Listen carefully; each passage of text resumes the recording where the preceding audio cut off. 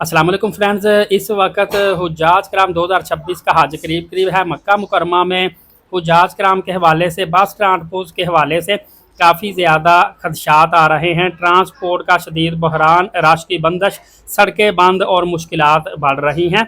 इस हवाले से जो 2026 के हज के दौरान मक्का मुकरमा में गए हुए हैं, तो तकरीबन लाखों की तादाद में हुज्जाज कराम की आमद हो रही है और ट्रांसपोर्ट का निज़ाम शदीद दबाव का शिकार दिखाई दे रहा है। मुख्तलिफ इलाकों में गैर मामूली रश भी नज़र आ रहा है।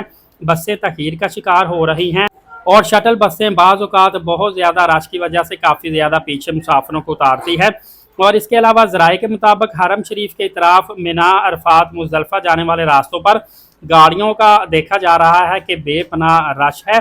अलबत्ता ट्रैफिक के इंतज़ामात भी काफ़ी ज़्यादा बेहतर बनाए जा रहे हैं, लेकिन इसके बावजूद बाज़ मकामात पर हुज्जाज कराम को घंटों घंटों इंतज़ार करना पड़ रहा है और कई अफराद जो हैं वो पैदल ही रास्ते को तरजीह दे रहे हैं कि इतने रश में हम बस में बैठेंगे तो जितनी देर में बस ने पहुँचाना है उससे पहले हम खुद पहुँच जाएंगे।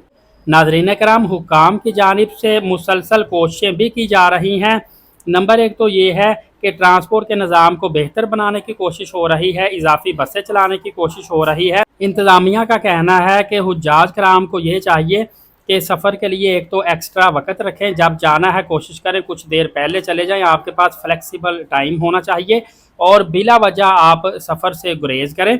इसके अलावा शदीद गर्मी में पानी साथ रखें, गैर ज़रूरी रश वाली जगहों से बचें और इस तरह जो सरकारी हिदायतनामा है उस पर भी आपने कोशिश करनी है कि अमल दरामद करना। और काफ़ी ज़्यादा हुज्जाज कराम ने सोशल मीडिया पर जो वीडियो पोस्ट की हैं वो मैंने देखी हैं कि वो कह रहे हैं जी हम बसों के इंतज़ार में काफ़ी देर खड़े रहते हैं, बाज़ औक़ात रास्ते मुकम्मल बंद होते हैं, हमारी मुश्किलात में इजाफ़ा होता है।